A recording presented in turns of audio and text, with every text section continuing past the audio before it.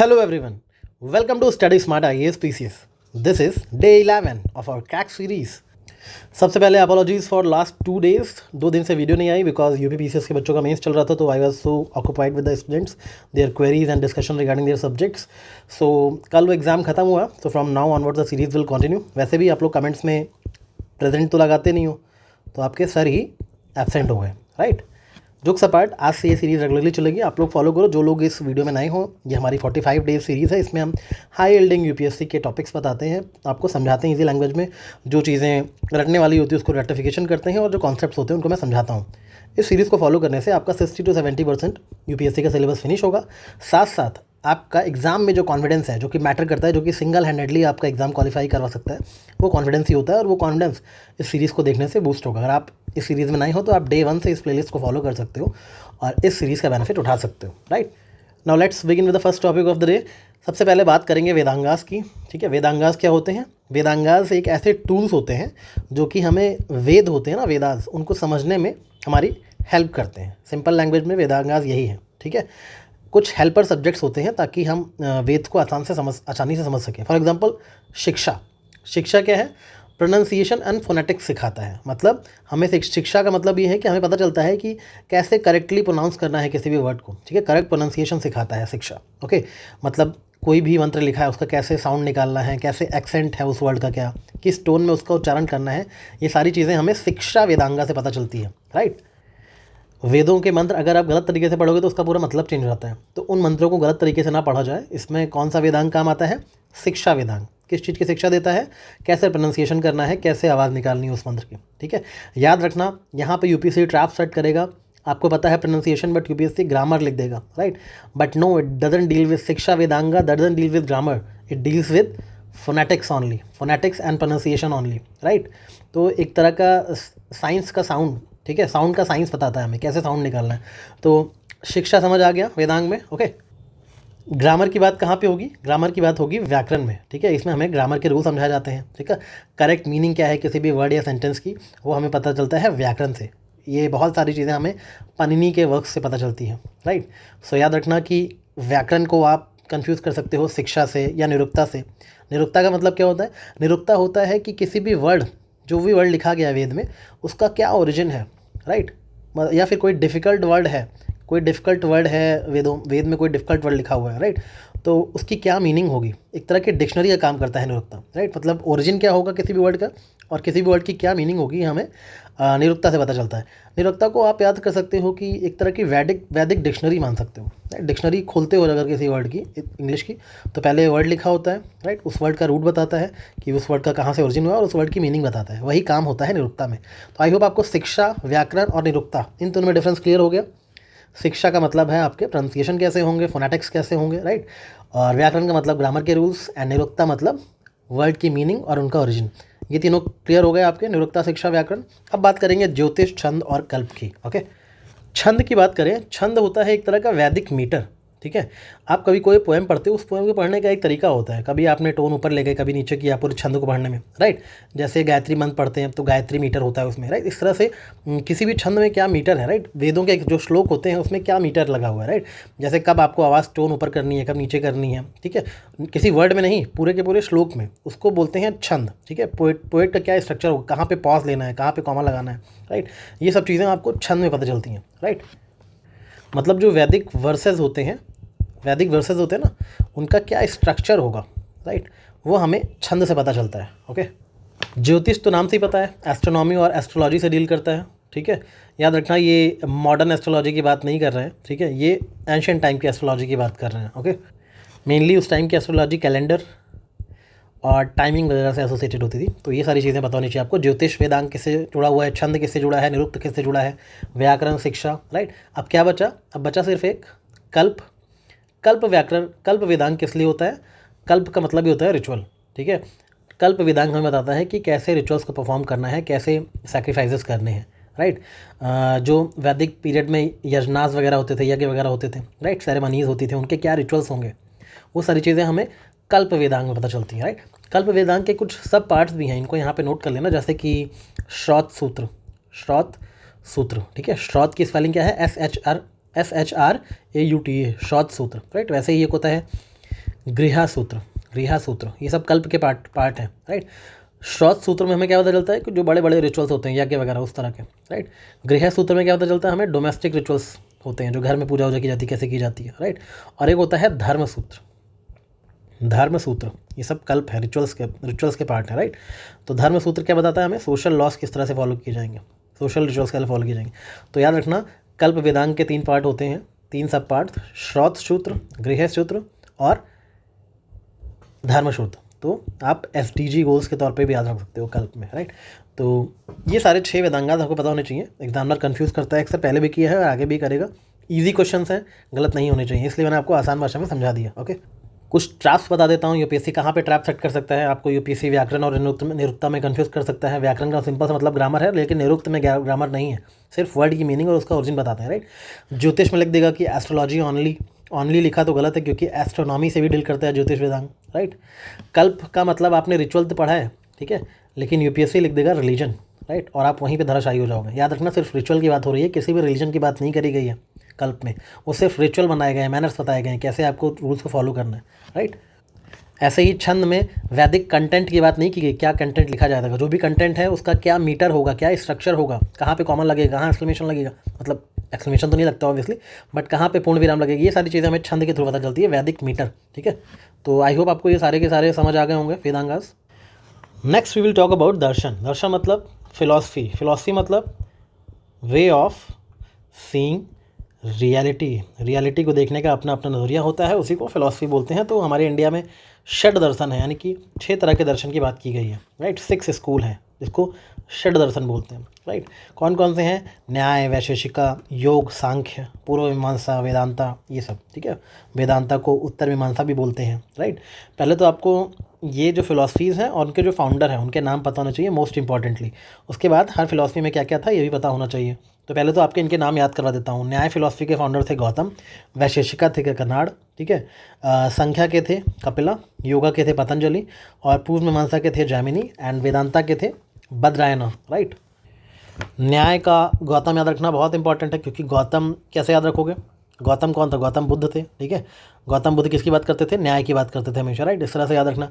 Vaisheshika canard, ठीक है, Vaisheshika canard, कण मतलब कण यानी कि एटमिज्म की बात भी करता है वैशेषिका दर्शन, राइट।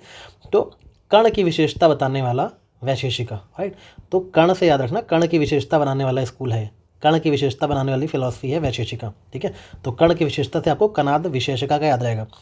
संख्या कपिला कैसे याद रखोगे, जब भी आपको कपिल देव का नाम याद आता है आपको क्या याद आता है कि उन्होंने 83 में कितने संख्या में रन बनाए थे, राइट। कितने संख्या में रन बनाए थे वर्ल्ड कप में कपिल देव ने, राइट। तो कपिल देव का नाम जब भी याद आएगा आपको संख्या याद आती है ना, कि कितने रन बनाए थे उन्होंने, तो वो संख्या जो है कपिल देव से याद रखना, कि आपको कपिल देव के रनों की संख्या हमेशा याद होनी चाहिए, राइट।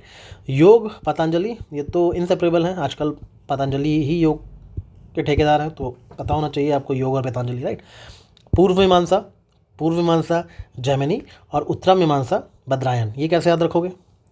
देखो पूर्व मीमांसा जो होता है वो हमें रिचुअल का इंटरप्रिटेशन बताता है, कोई भी वैदिक रिचुअल्स हैं, कोई भी ड्यूटीज़ हैं, वो क्यों फॉलो किए जा रहे हैं, उनका इंटरप्रिटेशन बताया जाता है पूर्व मीमांसा में। बेसिकली वैदिक रिचुअल्स क्या होते हैं, ड्यूटीज़ क्या होती हैं, उनसे जिक्र पूर्व मीमांसा में किया गया है, ठीक है। तो पूर्व में हम क्या कर रहे हैं, रिचुअल के पूर्व यानी रिचुअल के पहले हम कोशिश कर रहे हैं उसको इंटरप्रेट करने की, क्या क्या रिचुअल्स हैं, कैसे हैं, राइट। तो याद रखना रिचुअल के पूर्व हम उसको इंटरप्रेट कर रहे हैं कि क्या क्या रिचुअल हैं, कैसे रिचुअल हैं, राइट।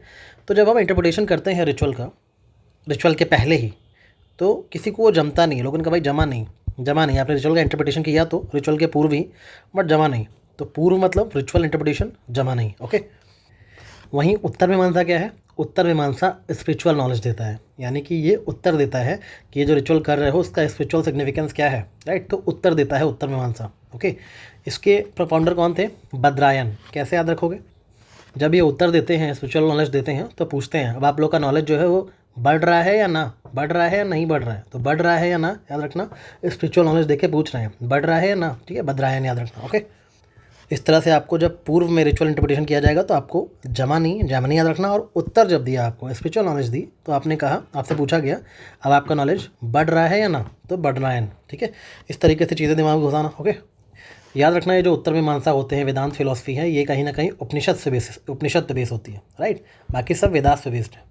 अच्छा, इन दर्शनों को ऑर्थोडॉक्स सेक्ट क्यों कहा गया, ऑर्थोडॉक्स स्कूल क्यों बोला गया? बिकॉज ये सब कहीं ना कहीं वैदिक अथॉरिटी को एक्सेप्ट करते हैं, वैदिक अथॉरिटीज़ को एक्सेप्ट करते हैं। ये सब आस्तिक दर्शन है, नास्तिक नहीं है, क्योंकि ये वेदास की अथॉरिटी को एक्सेप्ट करते हैं ये दर्शन सभी के सभी, राइट। न्याय फिलॉसफी जो है वो कहीं ना कहीं लॉजिक की बात करती है, रीजनिंग की बात करती है, डिबेट की बात करती है, राइट। और स्पिरिचुअलिटी की बात नहीं करती, लेकिन लॉजिक में स्पिरिचुअलिटी नहीं आता, स्पिरिचुअलिटी यहाँ आएगा उत्तर मीमांसा में, राइट। वैशेषिका मैंने बता ही दिया, एटॉमिज्म की बात करती है, ठीक है। बताती है कि पूरी दुनिया जो है, पूरा वर्ल्ड जो है वो एटम से बना हुआ है, ठीक है, अणु से बना हुआ है, कण से बना हुआ है, ठीक है। तो याद रखना, इसीलिए कणाद नाम है इनके फाउंडर का, ओके। तो ये याद रखना। ऊपर से संख्या क्या है, संख्या मतलब बताता है कि जो यूनिवर्स है, ठीक है, वो 25 एलिमेंट से बना हुआ है, एनुमरेशन ऑफ एलिमेंट्स। तो एग्जैक्ट नंबर बताता है कि 25 तत्व से मिलकर यूनिवर्स बना है, तो नंबर बताता है एलिमेंट्स का, इसलिए संख्या नाम रखा गया है, ठीक है। याद रखना इस चीज़ को। योग में हम डिसिप्लिन और मेडिटेशन सीखते हैं, इसके फाउंडर पतंजलि हैं, राइट। और पूर्व मीमांसा मैंने बता ही दिया, रिचुअल इंटरप्रिटेशन है। और वेदांत यानी उत्तर मीमांसा कहीं ना कहीं उपनिषद पर बेस्ड है, तो स्पिरिचुअल नॉलेज की बात करते हैं, इसके फाउंडर बद्रायन है। तो मोटा मोटा आपको समझ आ गया होगा ये सारे स्कूल्स और इनके फाउंडर के नाम, राइट। कुछ ट्रैप याद रखना कि ये जो है, ये जो जितने भी सेक्ट हैं, न्याय वैशेषिका, सॉरी जो स्कूल्स हैं, संख्या, योगा, पूर्व मीमांसा, उत्तर मीमांसा, ये सब कहीं ना कहीं वेदास को एक्सेप्ट करते हैं सारे के सारे, राइट। कुछ ऐसे भी फिलोसफीज़ हैं जो वेदास को रिजेक्ट करती हैं, ठीक है, वो नास्तिक फिलोसफीज़ हैं। तो वो हैं कौन से? बुद्धिज़्म, जैनिज़्म, चारवाक फिलोसफी, ये सब रिजेक्ट करती हैं, राइट। ये 6 षड दर्शन ही हैं जो वेदास की अथॉरिटी को एक्सेप्ट करते हैं, इसलिए इनको Orthodox school of Indian philosophy बोला जाता है। आगे हम उपवेदास की और सूत्र की बात करेंगे। सूत्र मैंने आपको पढ़ाई दिया कि कल्प के पार्ट होते हैं, रिचुअल्स की डिटेलिंग भी होती है, जैसे गृह सूत्र, राइट, श्रौत सूत्र, धर्म सूत्र। वैसे एक शुल्वा सूत्र भी होता है। गृह सूत्र यानी डोमेस्टिक रिचुअल की बात करते हैं। श्रौत सूत्र पब्लिक में जो बड़े सैक्रिफिशियल रिचुअल्स होते हैं उनकी बात करते हैं। धर्म सूत्र लॉज, सोसाइटी में क्या लॉज, क्या एथिक्स होगा उनकी बात करते हैं। और शुल्वा सूत्र कहीं ना कहीं ज्योमेट्री वगैरह की बात करते हैं, राइट। जो अल्टर बनता है, फायर अल्टर, उसके कैसे कंस्ट्रक्शन होगा उसकी बात शुल्वा सूत्र में लिखी गई है। तो ये तो सूत्र तो रिचुअल्स के लिए हैं, रिचुअल्स की डिटेलिंग के लिए, राइट। वैसे ही जो उपवेदास होते हैं वो क्या होते हैं? कोई भी जो वेदास है, मेन हमारे यजुर्वेद, सामवेद, अथर्ववेद, ऋग्वेद, इन सब के कुछ उपवेदास होते हैं। जैसे यजुर्वेद का एक उपवेद है धनुर्वेद, ठीक है। धनुर्वेद किस चीज़ की विद्या बताता है हमें? मिलिट्री साइंस की, क्या वेपन्स होते हैं, ठीक है, स्ट्रैटेजी क्या होनी चाहिए। तो वॉरफेयर का अगर बात हो तो धनुर्वेद याद रहेगा ना, धनुर, यजुर, धनुर, यनुर इत्यादि रहेगा, ईजी है, ठीक है। धनुर, यजुर, ओके, दोनों याद रहेगा, ईजी है, बोलने में एक जैसा ही है। और धन है, क्योंकि धनुष का जिक्र हो रहा है, तो धनुष कहाँ यूज होती है? वॉर में, ठीक है। तो धनुर्वेद, यजुर्वेद याद रहेगा ना, कि धनुर्वेद जो है यजुर्वेद का उपवेद है। यजुर्वेद वेद है, उसमें उपवेद क्या है? धनुर्वेद। वैसे ही सामवेद का भी उपवेद है गंधर्ववेद। गंधर्ववेद म्यूजिक एंड आर्ट्स रिलेटेड है, राइट। कैसे याद रखोगे कि सामवेद का ही पार्ट है गंधर्ववेद और म्यूजिक एंड आर्ट्स से जुड़ा हुआ है? ऐसा याद रखना कि म्यूज़िक एंड आर्ट्स ने, ठीक है, अपनी सुगंध से समा बांध दिया, ठीक है। म्यूज़िक एंड आर्ट्स या परफॉर्मिंग आर्ट्स ने अपनी गंध से या सुगंध से, ठीक है, समा बांध दिया। तो सामवेद, गंधर्ववेद, म्यूज़िक एंड आर्ट्स सब आपस में कनेक्ट कर लो, ऑप्शन देख के याद आ जाएगा, ओके। वैसे ही शिल्पवेद अथर्ववेद का उपवेद है। शिल्प यानी कि कलाकारी, आर्किटेक्चर, वही आर्किटेक्चर है, ठीक है। शिल्प अथर्ववेद का उपवेद है। ये कैसे याद रखोगे? अथर्व भी थोड़ा थोड़ा आर्ट जैसा ही साउंड कर रहा है, आर्ट वेद, अथर्ववेद, राइट। वैसे आर्ट, शिल्प, आर्किटेक्चर सब एक ही चीज़ें हैं, राइट। और अथर्ववेद का एक और उपवेद है, वो है आयुर्वेद, ओके। आयुर्वेद तो पता ही है कि मेडिसिन की बात करता है। अथर्ववेद का ही पार्ट है आयुर्वेद, याद रखना इस चीज़। कुछ सोर्सेज में अथर्ववेद को ऋग्वेद से भी लिंक किया जाता है, सॉरी आयुर्वेद को, बट मेनली ज़्यादातर जगहों पे इसको अथर्ववेद से ही लिंक किया गया है, ओके, याद रखना इसको। तो आयुर्वेद अथर्ववेद का ही उपवेद है, ऋग्वेद का नहीं, कन्फ्यूज मत होना, ओके। याद रखना आयुर्वेद को कई बार ना 5th वेद भी बोलते हैं, क्योंकि इसकी इंपॉर्टेंस बहुत ज़्यादा है। Traditional Indian medicine knowledge system पूरा आयुर्वेद में ही है। तो क्वेश्चन आ सकता है कि 5th वेद किसे बोलते हैं? तो आयुर्वेद को बोलते हैं, इन तीनों को नहीं। है तो ये उपवेद, बट 5th वेद के नाम से भी जाना जाता है, ओके। सो आई होप आपको उपवेदास का और सूत्रास का, ठीक है, फिलोसफीज़ का एंड वेदांगास का कॉन्सेप्ट क्लियर हो गया होगा। बहुत इंपॉर्टेंट टॉपिक्स हैं, इन सबको अच्छे से पढ़ के जाना, ओके।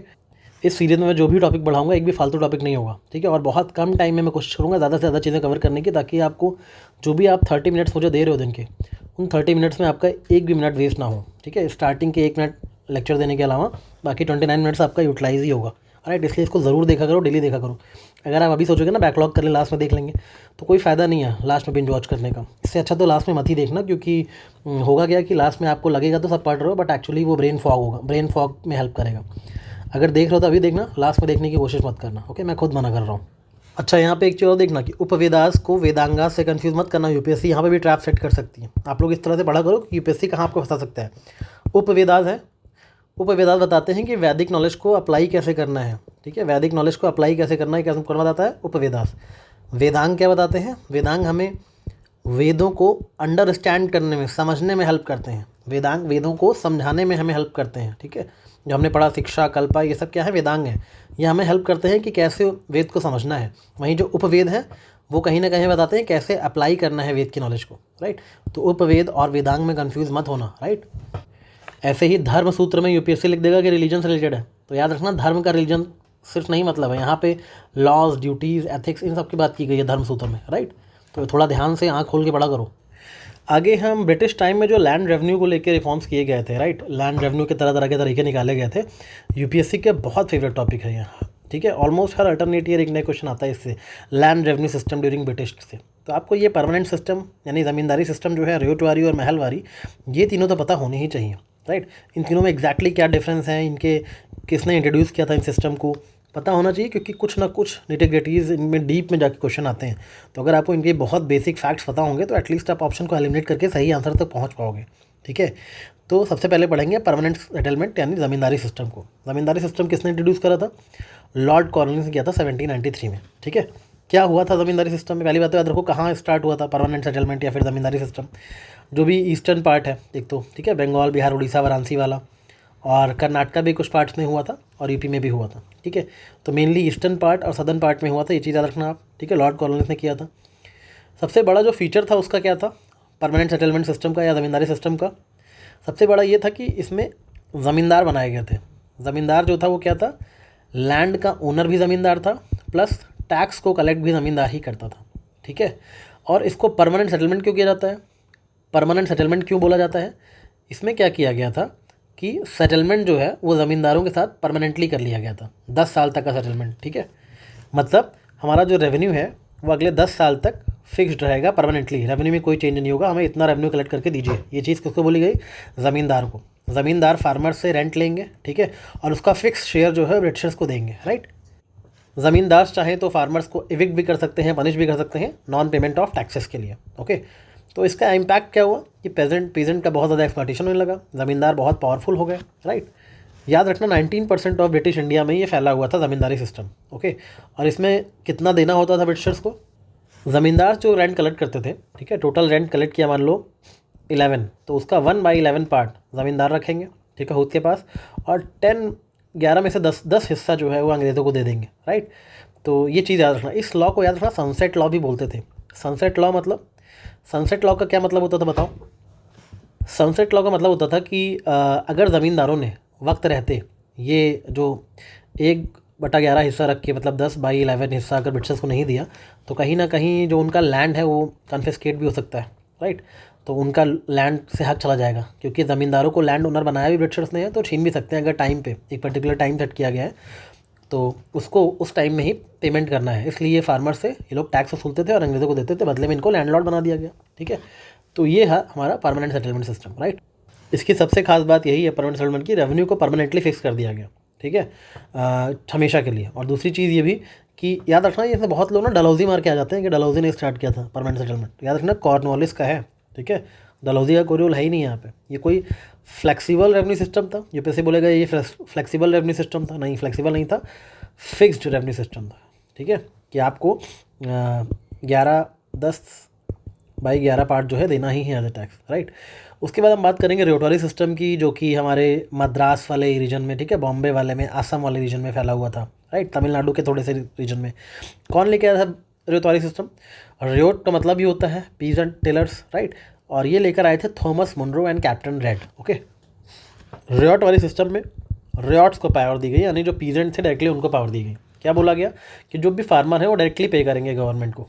ठीक है, किसी मिडिल मैन की, किसी ज़मींदार की ज़रूरत ही नहीं है। ठीक है, जो भी प्रोड्यूस होगा उसका 33% से 55% तक आप देंगे किसको? डायरेक्टली अंग्रेज़ों को देंगे, ठीक है। 51% ऑफ द ब्रिटिश इंडिया में रेतवारी सिस्टम लागू हुआ था, ठीक है। फार्मर को रैट्स बोला जाता था और डायरेक्टली वही ओनर थे लैंड के, डायरेक्टली ब्रिटिशर्स को पे करते थे 33% to 55% of the total produce, जो भी प्रोड्यूस हो रहा है उसका 33% से लेकर 55% तक आपको पे करना पड़ेगा, ठीक है। रेगुलरली कलेक्ट किया जाता था और इससे फार्मर्स कंडीशन थोड़ी बेहतर हुई क्योंकि मिडिल मैन जो एक्सप्लॉइट करते थे, ठीक है, वो नहीं था उनके ऊपर, राइट। इसका एक ही नुकसान था कि अगर क्रॉप फेल्योर हो गया तो फिर कोई सिक्योरिटी नहीं थी फार्मर्स के पास, राइट। तो क्वेश्चन आएगा तीनों में से ऐसा कौन सा सिस्टम था जिसमें फार्मर्स और ब्रिटिशर्स के बीच डायरेक्ट रिलेशन इस्टेब्लिश किया गया था। तो डायरेक्ट रिलेशन देखते ही आप ज़मींदारी सिस्टम मत मानना, क्योंकि वहाँ पे ज़मींदारों का रिलेशन था अंग्रेज़ों से, यहाँ पे फार्मर्स का डायरेक्टली है, तो रेतवारी सिस्टम था वो, राइट। महलवारी सिस्टम स्टार्ट किया था लॉर्ड विलियम बेंटिक ने। कहाँ पे? आपके यूपी वाले रीजन में, पंजाब में, सेंट्रल इंडिया में। यहाँ पे महल किसको बोला गया? महल बोला गया विलेज को। विलेज को एक यूनिट के तौर पे लिया गया, एक विलेज यानी कि 1 यूनिट यानी कि महल, राइट। तो याद रखना यहाँ पे क्या किया जाता था, पूरे जो विलेज है उसके एक विलेज के लिए रेवेन्यू फिक्स कर दिया जाता था, ठीक है। पहले तो असेसमेंट होता था कि इस विलेज में कितना पोटेंशियल है, उस हिसाब से एक महल के लिए यानी एक विलेज के लिए रेवेन्यू फिक्स कर दिया गया कि इस महल से, इस विलेज से हमें इतना रेवेन्यू चाहिए इन फिक्स टाइम में, ठीक है। तो मतलब जितने भी विलेज कम्युनिटी है वो जॉइंटली रिस्पॉन्सिबल थी कि भाई हमारे गाँव से इतना जाना चाहिए। इस सिस्टम की अच्छाई ये थी, इसको पीरियडिकली रिवाइज़ किया जाता था, पीरियडिकली रिवाइज़ किया जाता था और परमानेंट नहीं था, राइट। तो विलेज कम्युनिटी में किसी की ज़्यादा फसल होगी, कम हो गई, तो मिलजुल के वो लोग ओवरऑल जितना उनके विलेज का होता था रेवेन्यू वो दे देते थे। 30% ऑफ ब्रिटिश इंडिया पे लागू होता था महलवारी सिस्टम। तो इसका परसेंटेज जरूर याद रखना। ज़मींदारी सिस्टम यानी परमानेंट सेटलमेंट कितने परसेंट ऑफ इंडिया पे लागू होता था? 19% पे। वहीं रेतवारी सिस्टम जो था 51% पे, और महलवारी सेटलमेंट जो है 30% ऑफ ब्रिटिश इंडिया में लागू होता था, राइट। इतनी चीज़ें याद रहेंगी। अब आगे बढ़ते हैं। न्यूक्लियर वॉर की आशंकाएं चल रही पूरे विश्व में, तो इस बार न्यूक्लियर से क्वेश्चन आ सकता है। आपको पता होना चाहिए इंडिया में यूरेनियम और थोरियम का क्या स्टेटस है, कितनी इंपॉर्टेंस है यूरेनियम की, थोरियम की, ठीक है। तो याद रखना यूरेनियम जो है वो, उसका जो मेन ओर है वो क्या होता है? पिच ब्लेंड यानी कि यूरेनाइट। तो कोई ऑप्शन में पिच ब्लेंड आ जाए, यूरेनाइट हो जाए, तो ये क्या है? मेन ओर है यूरेनियम का, जिससे यूरेनियम को एक्सट्रैक्ट किया जाता है। कौन मैनेज करता है यूरेनियम का प्रोडक्शन एक्सट्रैक्शन? तो ये है uranium corporation of India limited. कब इस्टेब्लिश किया गया था? 1967 में, ठीक है, 1967 में किया गया था, ठीक है। और किसके अंडर में आता है ये? Uranium corporation of India limited, department of atomic energy के अंदर आता है, ओके। यूरेनियम की क्या क्या लोकेशन है इंडिया में? एक तो जादूगुड़ा है आपका झारखंड में, ठीक है, और आंध्र प्रदेश में तुमालापल्ली, राइट, ये भी यूरेनियम का मेजर सोर्स है, आंध्र प्रदेश में भी यूरेनियम होता है, और साथ साथ राजस्थान में भी एक लोकेशन है, कौन सी है कमेंट्स में बताओ अगर आपको पता हो, तो वरना नेक्स्ट लेक्चर में बताऊंगा, ओके। यूपीएससी आपको ट्रैप सेट करेगा और बोलेगा कि यूरेनियम जो है इंडिया में बहुत अबंडेंट है, uranium is abundant in India. तो ऐसा बिल्कुल नहीं है, इंडिया के पास बहुत ही लिमिटेड यूरेनियम है, यूरेनियम रिजर्व्स है, राइट। बात करेंगे हम थोरियम की, तो थोरियम एक रेडियो एक्टिव मेटल है, ठीक है। इसको हम फ्यूचर न्यूक्लियर फ्यूल बोलते हैं, फ्यूचर न्यूक्लियर फ्यूल बोलते हैं, ठीक है। थोरियम जो है इसका आइसोटोप क्या होता है? Thorium 232, right. ये इसका मोस्ट स्टेबल फॉर्म है, थोरियम 232, थोरियम का, राइट। याद रखना कि ग्लोबली अगर हम यूरेनियम को रख दें और थोरियम को रख दें, तो थोरियम जो है 3 टाइम्स मोर अबंडेंट है नेचर में, 3 टाइम्स मोर अबंडेंट ग्लोबली हुआ थोरियम, राइट। सोर्स क्या है थोरियम का? थोरियम एक्सट्रैक्ट किए जाते हैं मोनाजाइट सैंड से। जहाँ भी मोनाजाइट सैंड्स होंगी, यानी कि जो बीच के पास वाली सैंड होती है, वहीं से थोरियम एक्सट्रैक्ट किया जाता है, राइट। और बीच डिपॉजिट्स फॉर्म कैसे होते हैं? वेदरिंग के थ्रू, आपको पता ही है, राइट। इंडिया के पास वर्ल्ड का लार्जेस्ट मोनाजाइट डिपॉजिट है, यानी कि थोरियम के मामले में इंडिया के पास लार्जेस्ट रिजर्व है। इसीलिए इंडिया को अगर न्यूक्लियर एनर्जी में एक्सेल करना है तो थोरियम पे फोकस करना पड़ेगा, यूरेनियम पे नहीं। कहाँ कहाँ मिलते हैं इंडिया में? तमिलनाडु में मिलता है, केरला कोस्ट पे मिलता है, राइट, केरला कोस्ट पे भी है, और उड़ीसा में भी है मोनाजाइट सैंड्स बहुत सारे। तो याद रखना बहुत सारे रीजन से मोनाजाइट सैंड्स है, जहाँ भी बीच है वहाँ है, होता ही है, ठीक है। तो अब आपको पता है कि यूरेनियम इंडिया में कम है, थोरियम ज़्यादा है, तो यूपीएससी क्या स्टेटमेंट फ्रेम करेगा कि थोरियम जो है वो करेंटली मेन न्यूक्लियर फ्यूल है इंडिया में, मेन न्यूक्लियर फ्यूल है, ठीक है। तो याद रखना ऐसा बिल्कुल नहीं है, अभी भी यूरेनियम ही यूज़ कर रहे हैं हम, क्योंकि अभी थोरियम में जो काम है वो बाकी है। तो फ्यूचर में इसका बहुत पोटेंशियल है, ठीक है। जो हमारा 3 स्टेज न्यूक्लियर प्रोग्राम है वो बिना थोरियम के पॉसिबल नहीं है, राइट। तो याद रखना थोरियम के बारे में। तो आपको याद रखना है यूरेनियम का सोर्स क्या है? Pitch blend, okay. थोरियम 232 का क्या है? Monazite sand. दोनों का नाम याद रहेगा, भूलोगे तो नहीं। चलो आगे बढ़ते हैं। स्ट्रैटेजिक पेट्रोलियम रिजर्व, ये क्यों इंपॉर्टेंट है इस बार? क्योंकि वॉर चल रहा है सब जगह, ईरान इजराइल में, इंडिया में एनर्जी क्राइसिस ऑलरेडी आया हुआ है। तो बहुत लोग बोल रहे हैं कि इंडिया के पास बफर नहीं है अपना खुद का पेट्रोलियम वगैरह का। आते ही इतना ज़्यादा इन्फ्लेशन वगैरह क्यों बढ़ रहा है? तो है, स्ट्रेटजिक पेट्रोलियम रिजर्व नेटवर्क है इंडिया में। इसको क्या बोलते हैं? Backup petrol tank of India, backup petrol tank for the country. कोई भी वॉर आ जाए, राइट, कोई भी क्राइसिस आ जाए, सप्लाई डिस्ट्रक्शन हो जाए, तो फिर हर कंट्री के पास अपना स्ट्रेटजिक पेट्रोलियम रिजर्व होना चाहिए। ओके, कई बार सिर्फ SPR नेटवर्क लिख के दे देते हैं, तो कन्फ्यूज मत होना, स्ट्रेटजिक पेट्रोलियम रिजर्व की बात हो रही है। कौन मैनेज करता है इंडिया में SPR को? Ministry of petroleum and natural gas manage करती है, राइट। कितनी कैपेसिटी है इस टैंक की? इंडिया में जो है SPR, उसकी कितनी कैपेसिटी है? 5.3 मिलियन मेट्रिक टन्स की कैपेसिटी है। इतना क्रूड ऑयल हम स्टोर कर सकते हैं, यानी कि 10 दिन तक कंजम्पशन हो सकता है अगर सभी तरह का इंपोर्ट बंद हो जाए तो। इमरजेंसी के टाइम पे 10 दिन तक इंडिया अपनी नीड को नेशन वाइड मीट कर सकता है। तो याद रखना, 10 डेज़ का बफर हमारे पास है। 5.3 million metric tons crude oil available है इस स्ट्रेटजिक पेट्रोलियम रिजर्व में। ये चीज़ याद रहेगी आपको। कहाँ कहाँ पे हैं ये अंडरग्राउंड रिजर्व्स? एक तो मैंगलोर में है कर्नाटका में, राइट, ऊपर से विशाखापट्टनम में है आंध्र प्रदेश में, और पादुर में है। पादुर भी एक कर्नाटक की जगह है, ठीक है। तो कहीं ना कहीं जहाँ भी रिफाइनरीज आसपास है वहीं पे ये क्रूड ऑयल स्टोर भी होते हैं, राइट। 2 जगह और बन रहा है, चांडीखोल और उडुपी में कर्नाटका में। तो इन 2 जगहों पे भी बहुत जल्द होने वाला है। तो स्ट्रेटजिक पेट्रोलियम रिजर्व के बारे में आपको इतना पता होना चाहिए। अच्छा, ये इतना ज़्यादा अंडरग्राउंड रॉक्स के अंदर क्यों स्टोर किए जाते हैं हमारे स्ट्रेटजिक पेट्रोलियम रिजर्व? भाई, कभी भी कोई एनिमी अटैक कर दे, आप बाहर रखोगे तो फिर वो डैमेज हो जाएगा, या फिर वेदर भी डैमेज कर सकता है, ठीक है, वेदर भी डैमेज कर सकता है। इसलिए बहुत ही अंदर जाके रॉक्स के अंदर इनको स्टोर किया जाता है, ये भी याद रखना, ठीक है। याद रखना, यहाँ पे UPSC आपको कंफ्यूज करेगा, स्ट्रेटजिक पेट्रोलियम रिजर्व देगा और लिख देगा ONGC इसको मैनेज करता है। ऐसा कुछ भी नहीं है, इसको ministry of petroleum directly manage करती है, राइट।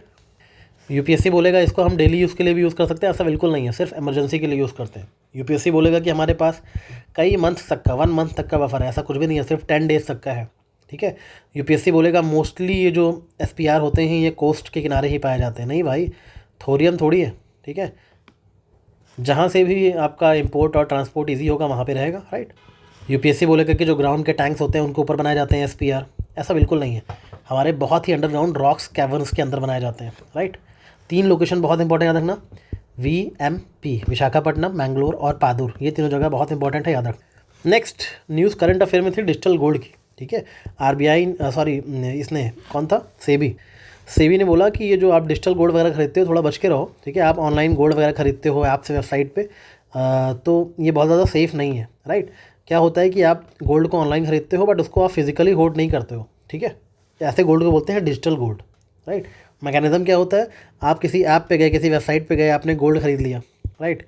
अब इस क्या होता है कि इसको फिजिकली स्टोर करने की ज़रूरत नहीं है इस गोल्ड को। वो बोलते हैं कि हमारे ऐप पे आपका गोल्ड जो है स्टोर है, जब आपको चाहिए होगा हम दे देंगे, ठीक है। हालांकि इसकी जो वैल्यू लिंक की जाती है इस डिजिटल गोल्ड की, वो रियल गोल्ड से लिंक की जाती है, राइट। कई बार इसमें ब्लॉकचेन टेक्नोलॉजी का यूज़ भी होता है, राइट। तो इसमें आपको फ्लेक्सिबिलिटी दी जाती है, जब चाहो आप इतना पैसा दो, आपका इतना गोल्ड जमा हो गया हमारे ऐप पे, और जब चाहो उसको आप खर्च कर सकते हो, खरीद सकते हो या बेच भी सकते हो इस गोल्ड को, ठीक है। जब चाहो इसको आप फिजिकल गोल्ड में कन्वर्ट भी करा सकते हो, ऐसे लालच देते हैं आपको, ठीक है। आप इसको कॉइन्स में कन्वर्ट कर सकते हो, बार्स में करवा सकते हो, ज्वेलरी में कन्वर्ट कर सकते हो, जब चाहो अपने डिजिटल गोल्ड को आप फिजिकल गोल्ड में कभी भी कन्वर्ट करा सकते हो। फॉर एग्जांपल ऐसे ऐप्स हैं बहुत सारे, गुल्लक वगैरह आपने सुना होगा, इसमें आप डालोगे पैसे तो आपको बोलेंगे कि आपका पैसा गोल्ड में इन्वेस्ट किया जा रहा है, राइट। तो एक तरह से आप डिजिटल गोल्ड खरीद रहे हो उससे, जैसे गोल्ड की कीमत बढ़ेगी तो आपके इन्वेस्टमेंट की कीमत भी बढ़ेगी, ठीक है। तो एडवांटेजेस ये हैं कि आपको भाई सोने में आपका पैसा है, सोना आपके पास है भी और सोना आपके घर में नहीं है, तो आपको टेंशन नहीं होगी कहाँ स्टोर करें इतना सारा सोना, राइट। सेफ़ और सिक्योर लगता है, स्मॉल इन्वेस्टमेंट पॉसिबल है, ठीक है। आप 1000 रुपये दिए तब भी आपको थोड़ा कुछ मिलीग्राम का गोल्ड दे देते हैं, राइट। वैसे ही इसकी लिक्विडिटी भी अच्छी खासी है, जैसे ही आप बोलोगे वो ऐप आपको इसके बदले कैश दे देंगे या फिर आपका गोल्ड बेच देंगे कहीं, ठीक है। आपको उसके बदले पैसा मिल जाएगा आपके अकाउंट में। तो ये बेनिफिट्स होते हैं डिजिटल गोल्ड के, राइट। फ्लेक्सिबल होते हैं और स्टोरेज की दिक्कत नहीं होती, सिक्योरिटी कंसर्न्स नहीं होते। बट कहीं ना कहीं अभी सेबी ने जो है इसको लेके वार्निंग दी है कि याद रखिए, आप जो भी लोग डिजिटल गोल्ड खरीदते हैं, उसको ऑनलाइन बेचते हैं और सोचते हैं आपने पैसा दे दिया, आपका गोल्ड आपके पास है, कभी उस ऐप पे उस कंपनी ने कोई फ्रॉड किया तो वो चीज़ें सेबी के फ्रेमवर्क में नहीं आती हैं, ठीक है। सेबी के फ्रेमवर्क के बाहर है, हम जिम्मेदार नहीं होंगे, ठीक है। तो सेबी के फ्रेमवर्क में डिजिटल गोल्ड नहीं आते हैं, ये चीज़ याद रखना है आपको जब भी आप इन्वेस्ट करें डिजिटल गोल्ड में।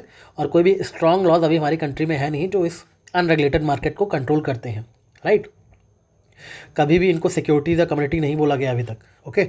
तो ये सारी चीज़ें सेबी ने क्लियर करी हैं अभी। तो इन्वेस्टर है, अगर आप इन्वेस्टर हो गोल्ड में, डिजिटल गोल्ड में इन्वेस्ट करते हो तो आपका रिस्क पे हो, आपका कोई प्रॉपर ग्रेवियांस रिडक्शन मैकेनिज्म नहीं है ठीक है, आपके साथ कोई फ्रॉड हुआ तो आपको जस्टिस पाने में दिक्कत होगी, इसलिए वार्निंग दी है सेबी ने, ठीक है, याद रखना आरबीआई ने नहीं, सेबी ने वार्निंग दी है against digital gold. Okay, SEBI ने उसके बदले आप डिजिटल गोल्ड में इन्वेस्ट करो, इसके बदले कुछ सेफ ऑप्शंस भी सजेस्ट किए हैं कि आप इन सब में इन्वेस्ट कर सकते हो, ठीक है, जैसे कि गोल्ड ईटीएफ में, सॉवरेन गोल्ड बॉन्ड्स में, इलेक्ट्रॉनिक गोल्ड रिसीट्स में और कमोडिटी डेरिवेटिव्स में, राइट।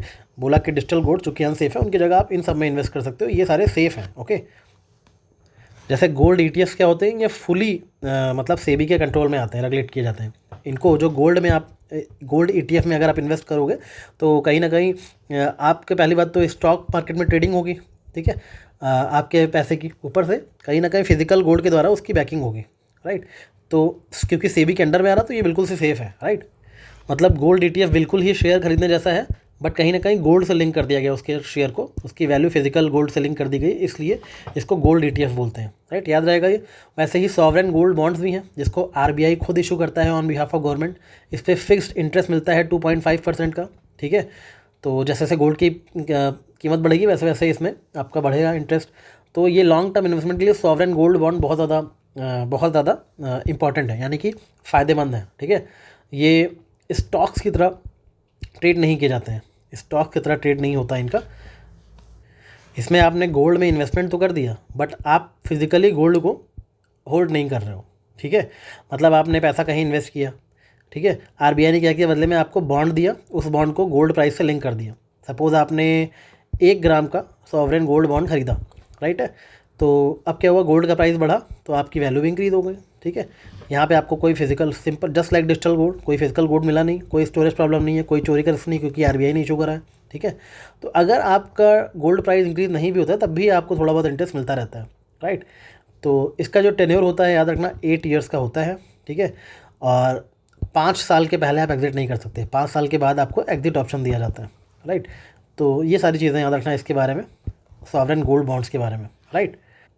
इसमें डिसएडवांटेज यही है कि 5 साल का लॉक इन पीरियड है, उसके पहले आप एग्जिट नहीं कर सकते। इसका मतलब इसमें लिक्विडिटी जो है वो कम है एज़ कम्पेयर टू जो ऑनलाइन आप डिजिटल गोल्ड खरीदते हो, उसमें यही डिफरेंस है। ओके, यूपीएससी बोल देगा sovereign gold bonds are link to physical gold, ऐसा बिल्कुल नहीं है, ठीक है। ये पेपर गोल्ड और डिजिटल गोल्ड होते हैं। ओके, यूपीएससी बोलेगा सॉवरेन गोल्ड बॉन्ड जो है वो बहुत ही ज़्यादा लिक्विड होते हैं, नहीं, ये लिमिटेड लिक्विडिटी होती है इनकी, राइट। यूपीएससी बोलेगा कि क्योंकि इन्वेस्टमेंट है तो सेबी वगैरह डील करता होगा, नहीं, आरबीआई रेगुलेट करता है सॉवरेन गोल्ड बॉन्ड को, राइट।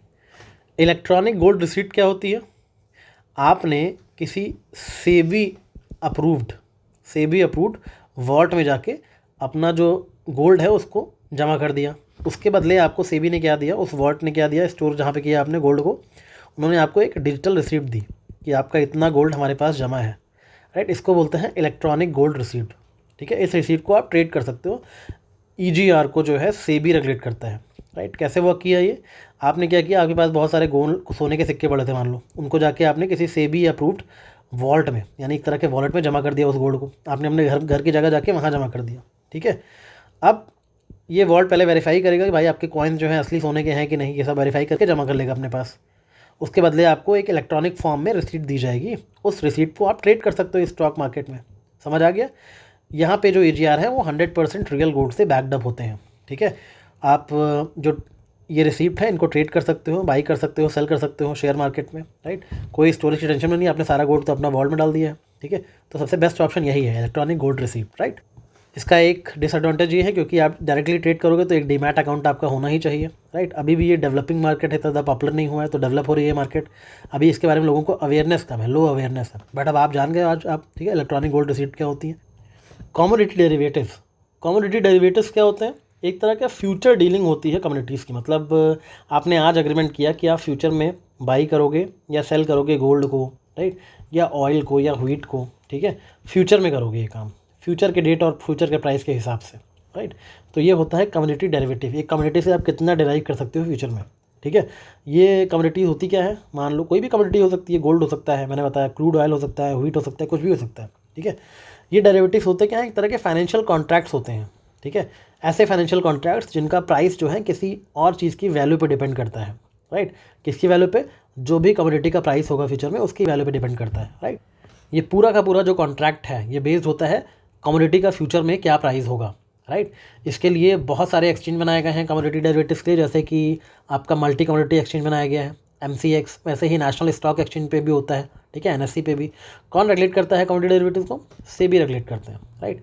इनके बहुत सारे टाइप होते हैं, जैसे कि फ्यूचर कॉन्ट्रैक्ट, ठीक है, कि एग्रीमेंट है, हम बाई या सेल करेंगे कोई चीज़ फ्यूचर में। सपोज़ आज गोल्ड का प्राइस है 6,000 रुपये, 6,000 पर ग्राम, ठीक है, तो हमने आज ये प्राइस फिक्स कर दिया, ठीक है। अब लेकिन ये फिक्स प्राइस हो गया, अब इसका जो ट्रेड होगा वो 3 महीने बाद होगा, ठीक है।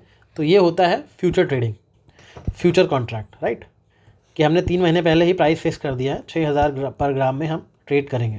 ऐसे ही एक ऑप्शंस का कॉन्ट्रैक्ट भी होता है। ऑप्शंस कॉन्ट्रैक्ट में क्या होता है कि आपके पास राइट होता है टू बाई एंड सेल, ठीक है, आपके पास ऑब्लिगेशन नहीं है, आपका राइट है, आप चूज़ कर सकते हो आपको फ्यूचर में बाई करना है, सेल करना है नहीं, ये ऑप्शंस कॉन्ट्रैक्ट में होता है।